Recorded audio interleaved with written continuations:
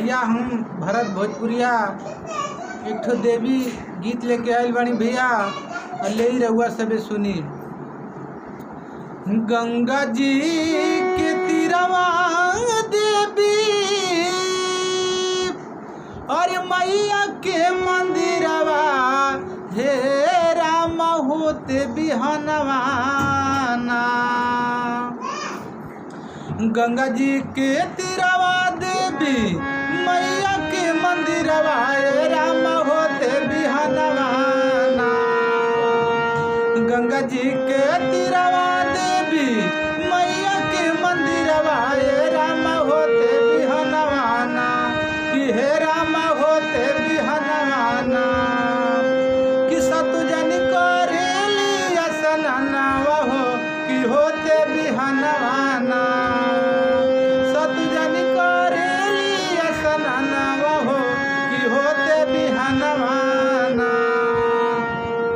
निदिया जब टूटल भैरो भैया जी जगले, घूम घूम देखा चारो ओरिया।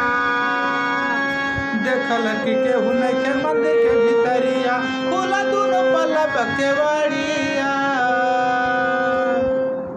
कहवा गइली सात बहिना छोड़ के असनवा, हे राम होते बिहनवा ना।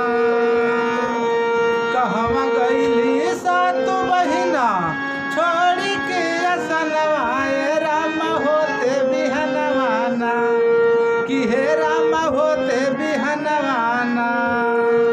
सतुजन करेली असननवा हो, कि होते बिहनवा ना। सतुजन करेली असननवा हो, कि होते बिहनवा ना।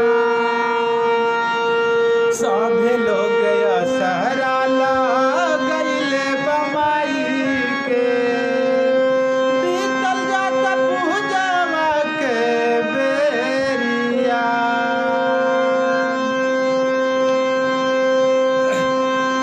ओ पंडित जी बताई रउरे कवन पैया, कहाँ रही गइली मयरिया।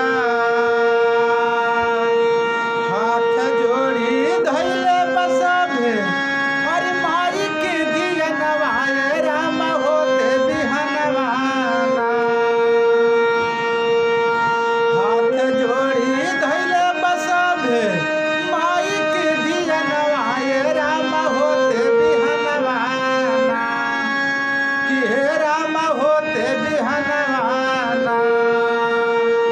सतुजन करेली असननवा हो, कि होते बिहनवा ना। ओ सतुजन करेली असननवा हो, कि होते बिहनवा ना।